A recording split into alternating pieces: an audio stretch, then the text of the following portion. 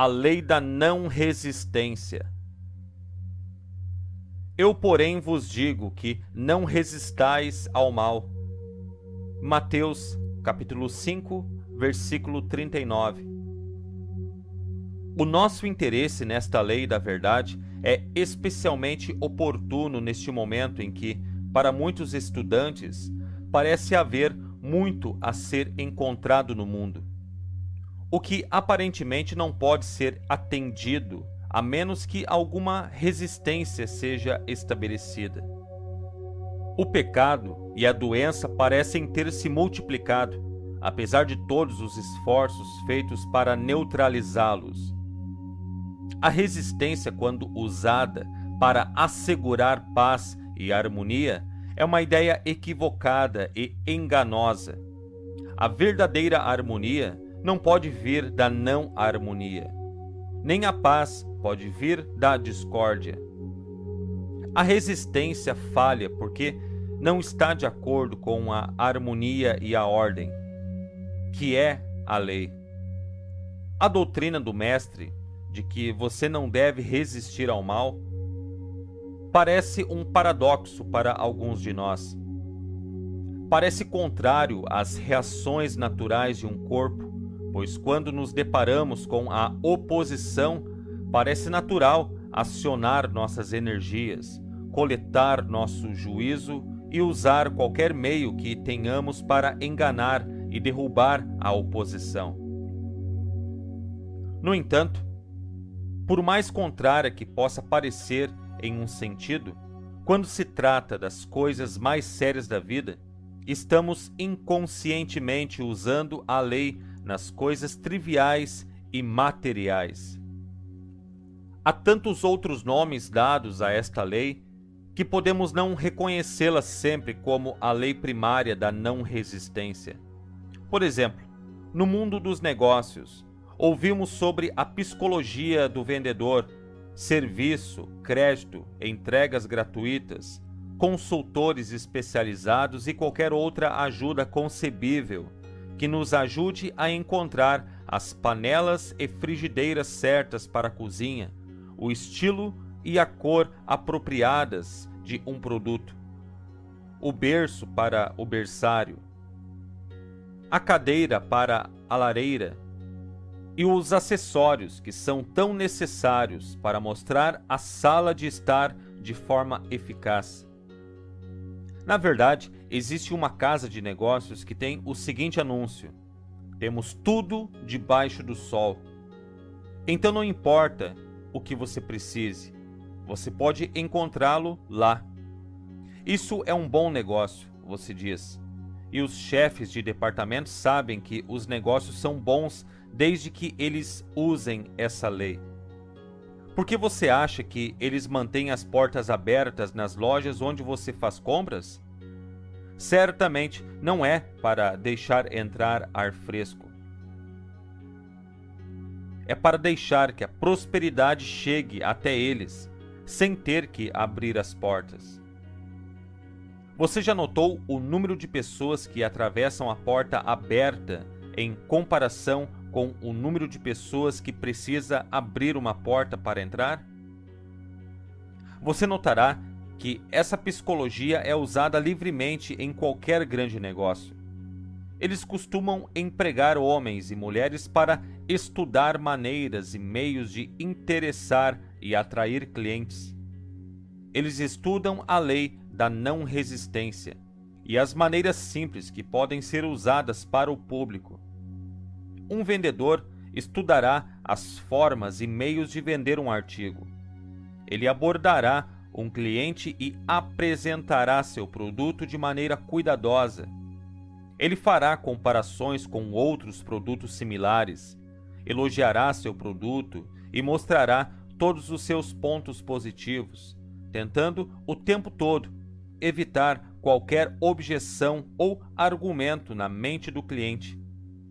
Dessa maneira, ele constrói uma conversa de vendas positiva e leva seu cliente a uma aceitação positiva. Ele fará com que o cliente diga sim a tantas coisas que, antes que o cliente tome conhecimento de sua ação, esteja assinando um cheque ou um contrato. Toda a habilidade de vendas é construída sobre a lei da não resistência. Casas de negócios bem-sucedidos em todos os lugares estão usando. As lojas de departamentos são o resultado de seu uso. Quando os nossos avós faziam suas compras com suas cestas, haviam muitas lojas que eles visitavam antes de terminarem.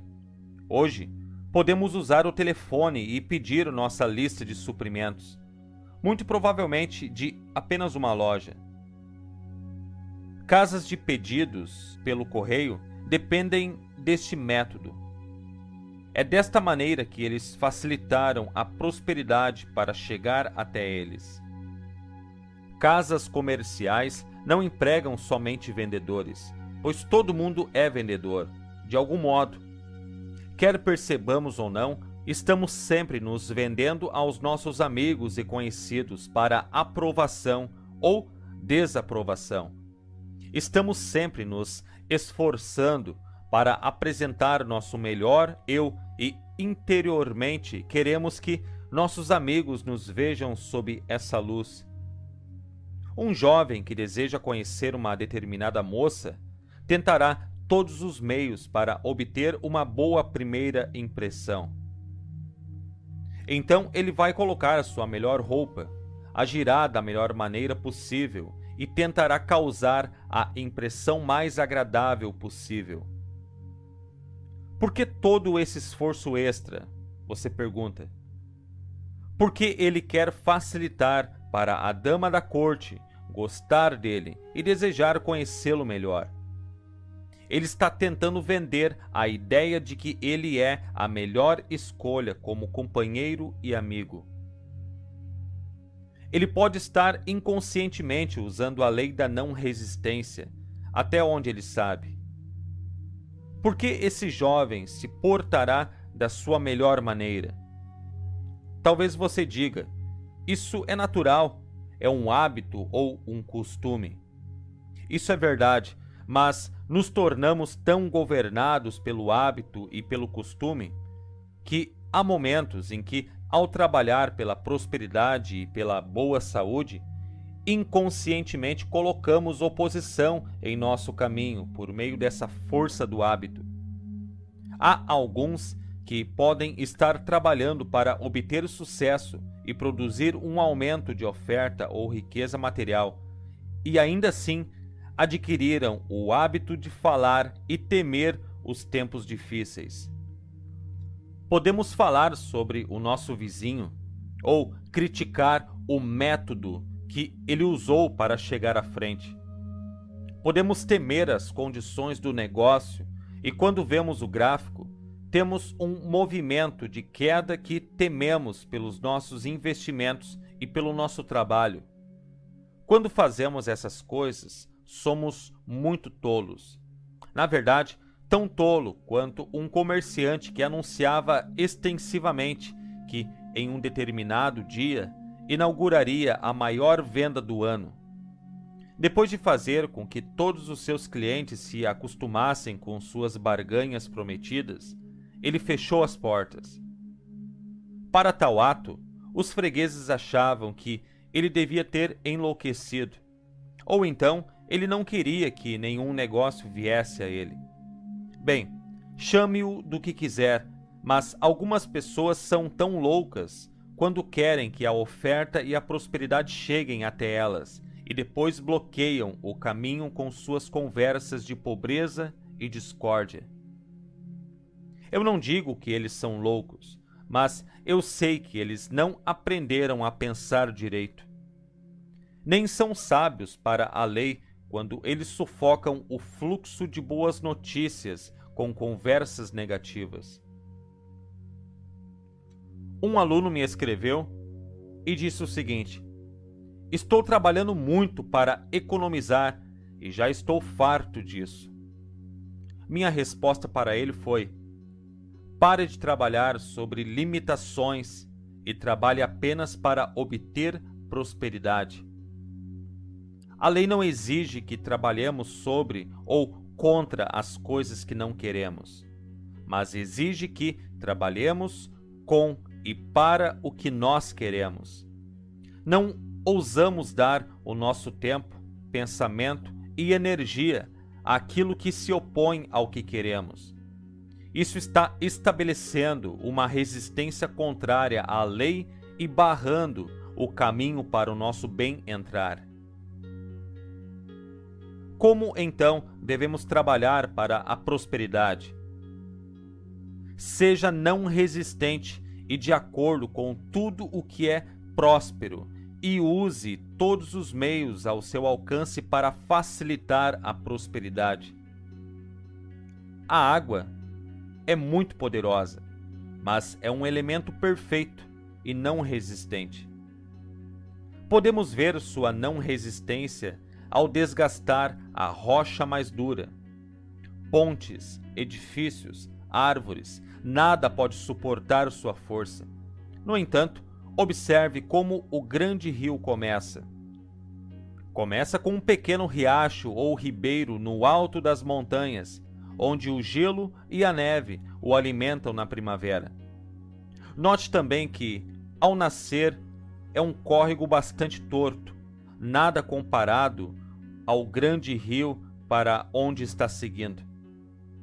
Você vê o pequeno riacho de água correndo para um enorme pedregulho, uma árvore caída ou detritos feitos de arbustos, folhas decompostas e coisas do tipo.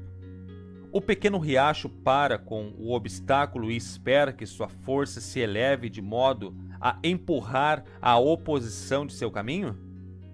Não, o riacho não está tão interessado na pedra ou na árvore, quanto em avançar e alcançar um riacho maior, um rio e depois o imenso oceano. Não desperdiça tempo com o obstáculo, mas caminha silenciosamente em torno da interferência e se apressa a continuar seu trajeto. Encontre um rio e flua nele, com o objetivo focado em fazer parte do poderoso oceano.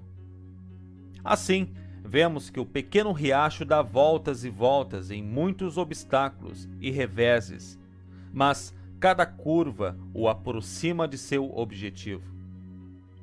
Algumas pessoas, insensatas a um método da natureza, tentam criar um diferente. Quando eles encontram um obstáculo, eles param o progresso para coletar suas forças e lutam para removê-lo. Essa resistência que eles criam causa atrito. A fricção causa uma irritação e uma inflamação. Por essa razão, a vida de muitas pessoas é difícil e complicadamente exigente. O desperdício de energia humana é terrível.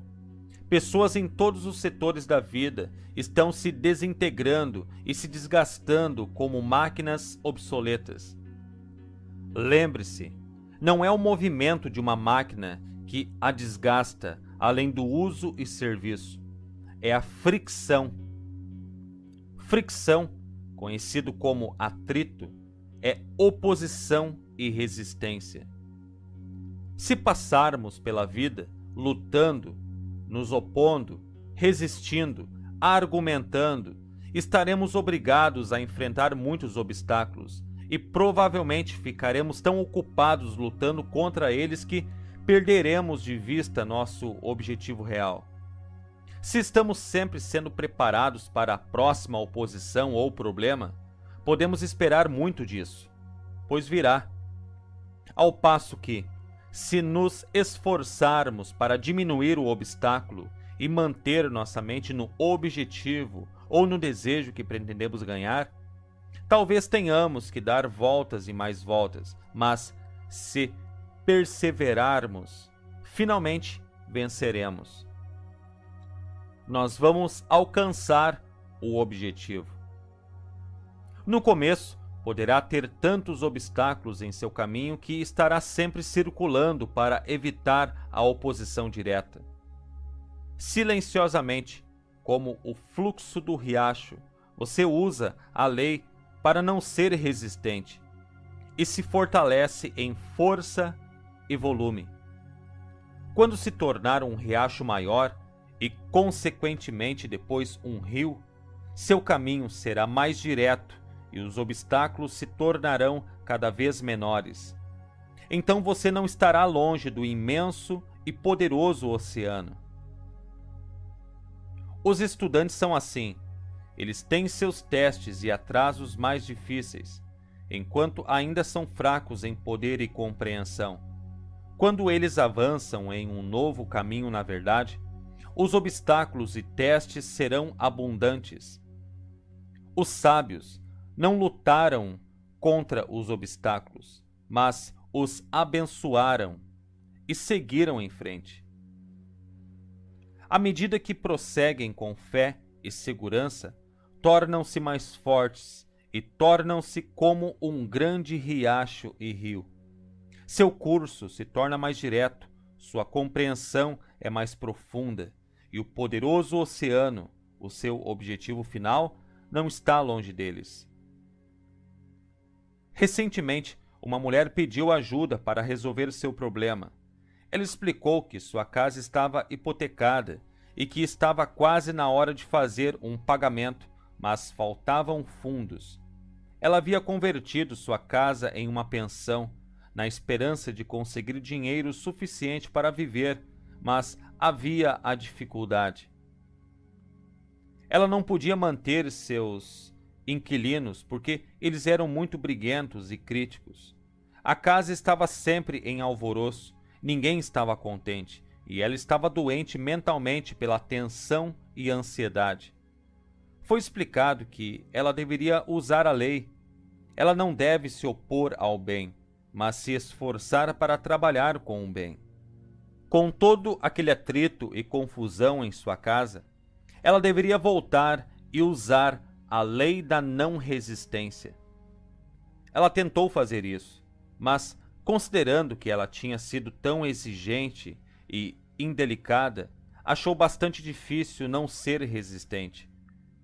Naquela noite, quando ela entrou na sala de jantar, ela cumprimentou seu povo com um sorriso. As pessoas ficaram tão surpresas com a mudança repentina que dificilmente poderiam comer por ficarem inquietos mentalmente sobre a reação dela. Aquele sorriso foi o primeiro sorriso que alguns já tinham visto dela, e outros declararam que era a primeira vez em meses que eles a haviam visto sorrir. Ouviu-se um homem dizer, quando ela foi à cozinha preparar a sobremesa: "A velha senhora está ficando macia." Mais tarde naquela noite, quando a ouviram cumprimentar um rapaz que estava tentando ir para o seu quarto sem ser visto, pois estava com seu aluguel atrasado, ela o cumprimentou agradavelmente e disse que lamentava por ele ter perdido o jantar. Depois de algumas semanas desse novo plano, a mulher começou a gostar disso. Ela havia se transformado dentro de si mesma. Ela viu seus pais em uma luz diferente. Em vez de pensar que eles eram trapaceiros, mentirosos e briguentos, ela passou a ver o bem neles e a gostar mais deles, como uma grande família. Eles também se tornaram diferentes. A reunião de família na mesa foi vista como um momento feliz e cresceu até atingir sua capacidade. Outros pediram para ter um quarto, se e quando uma vaga ocorresse. Até mesmo o jovem que tentara evitá-la por causa de seu atraso do aluguel havia entrado no espírito da nova casa e conseguido um emprego e pago integralmente. Com isso tudo acontecendo, os pagamentos da hipoteca foram cumpridos e a casa foi salva para a viúva. Ela fez o que foi instruída.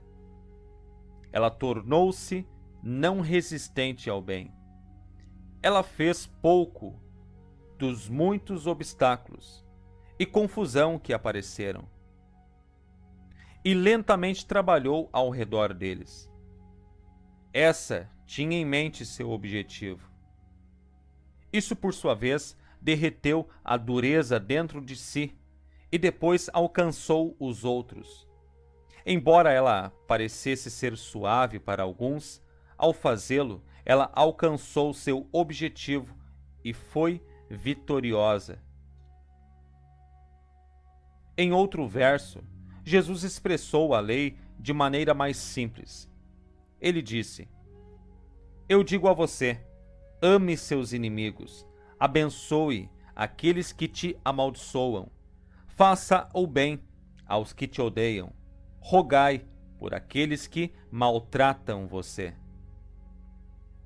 Ao estudar sua afirmação, pode-se pensar inicialmente que o mestre estava favorecendo os inimigos, os oponentes. De modo nenhum, Jesus falava a todos os que desejam usar a lei. Para estender um pensamento amoroso para qualquer pessoa ou qualquer coisa, é preciso remover a oposição e a inimizade que uma vez pareciam estar lá. Essa remoção deve primeiro estar na consciência da pessoa. Uma vez que o pensamento de inimizade é removido de sua consciência, você não atrairá a mesma condição novamente. Faça o bem aos que o odeiam, porque, ao fazer o bem, você é elevado acima do pensamento de ódio e rancor. Então, sua vida não será tocada por isso. Abençoe os que te amaldiçoam e ore por aqueles que abusam de você. Por quê? A bênção evoca o bem maior dentro de você.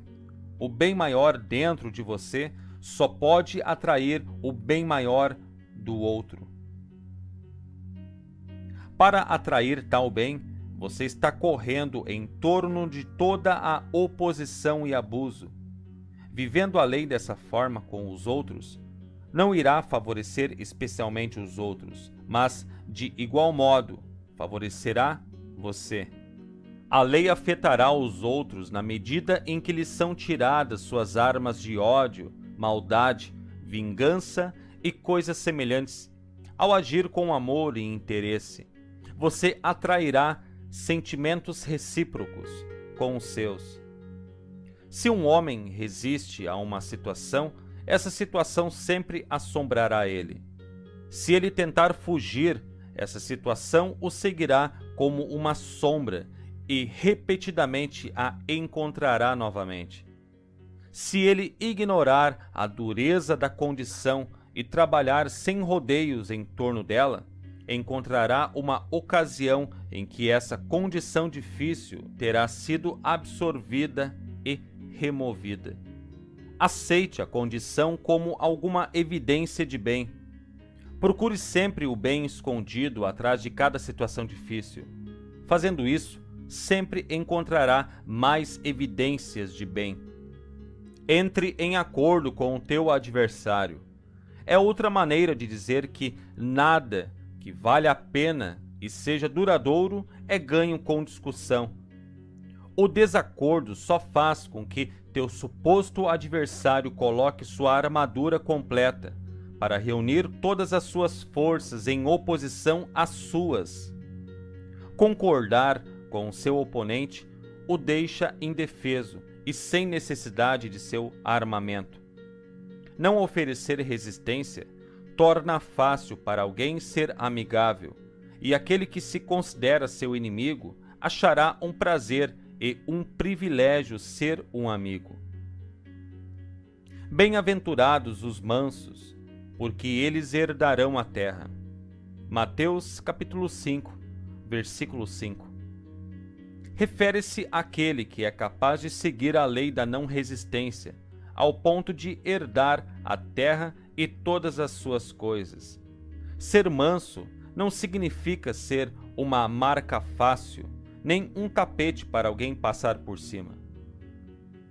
Eu ouvi dizer que, nesses dias, não se pode ser um verdadeiro cristão facilmente e perdoar de forma fácil.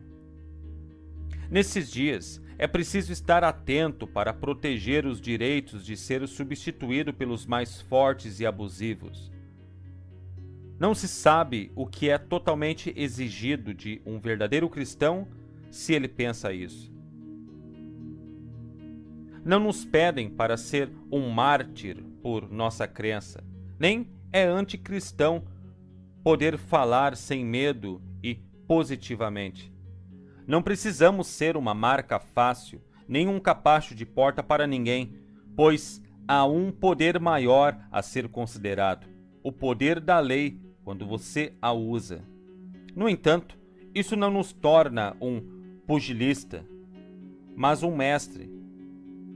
Isso não exige que sejamos fervorosos e barulhentos para que possamos alcançar nossos direitos. Nossos direitos, quando eles são justos, se defenderão. Eles são sua própria defesa. Eles não precisam de nós, nem de ninguém, para lutar em suas batalhas. Agora, a lei diz que nós atraímos o que esperamos.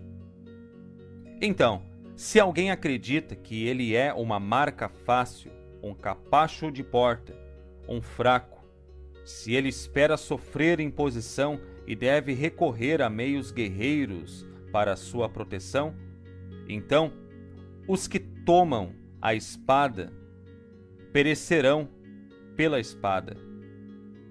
A lei da vida reage ao homem de acordo com sua compreensão e aplicação. Ser manso não significa que somos submissos às condições de discórdia e desordem. Somos mansos somente com a lei. Essa mansidão nos dá o poder do Espírito. Jesus era tão forte no Espírito que sua palavra falada era como uma espada de dois gumes. Ele golpeava o intruso como um chicote. Jesus, apesar de ser um homem humilde, não foi um exemplo de fraqueza. Quando ele falou com autoridade para com os escribas, ou limpou o templo dos cambistas, ele mostrou uma força que era um prazer para os seus discípulos na medida em que imploravam a ele que fosse o seu rei. Não confunda mansidão com fraqueza. A natureza elimina a fraqueza. Fraqueza sempre cria mais fraqueza. Isso traz deterioração e, finalmente, morte e decadência. Para viver com sabedoria, é preciso ser forte e positivo, embora justamente manso. Tal força não é medida com força física ou músculos, mas em mente e espírito. Ninguém pode ser verdadeiramente manso se não for forte espiritualmente. A mansidão, então, é aquela força apropriada quando você não discute, quando você não fica zangado ou arrogante e orgulhoso, quando você não insiste em ter razão de uma maneira briguenta. A mansidão é o aço da sua natureza. É duradouro. A mansidão é a força pela qual você ganha um argumento recusando-se a discutir. Quando diferenças de opinião surgem e sua opinião está certa, a verdadeira vitória está no fato de que o certo é certo, independentemente do que os outros possam dizer sobre isso. Na ciência, reconhecemos o espírito de mansidão como cooperativismo, aplicação persistente, computação precisa, harmonia perfeita, simetria de design e cor, e assim por diante. Possivelmente, a ilustração mais simples pode ser vista em nossa aplicação da lei na natureza. Exercemos o espírito de mansidão ao aceitar os termos da natureza, e quanto mais plenamente cooperamos ou nos submetemos a ela, mais abundantemente somos abençoados. Selecionamos cuidadosamente a melhor semente e plantamos no lugar certo, no tempo certo e no solo mais fértil. De forma cuidadosa, devemos regar e cultivar a planta em crescimento para garantir um rendimento abundante. Só quem não cumpre a lei com a não resistência é insensato.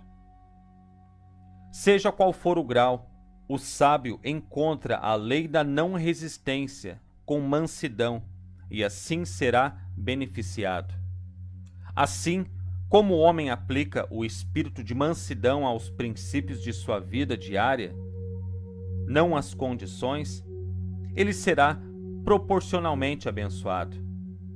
Quando perplexo, lembre-se do pequeno riacho de água e da determinação de alcançar o poderoso oceano. Seja determinado a alcançar e realizar todo o bem que está esperando por você. Por que atrasar seus benefícios colocando obstáculos em seu fluxo de prosperidade? Vamos percorrer o caminho da não resistência. Todo pensamento preocupado, todo medo, toda dúvida, reclamação, discussão e pensamento irado são apenas tantos pedregulhos, grandes e pequenos, que você lança em sua corrente. Estes pensamentos preocupantes tendem a mudar o seu curso e prolongar o tempo para que o seu objetivo seja alcançado. Una suas forças somente para o bem, e o bem sempre estará em busca de você. Remova e dissolva todos os obstáculos, abençoando-os e desejando compreendê-los. Marque seus obstáculos não mais como uma pedra de tropeço, mas como um trampolim que elevará você ao seu bem maior.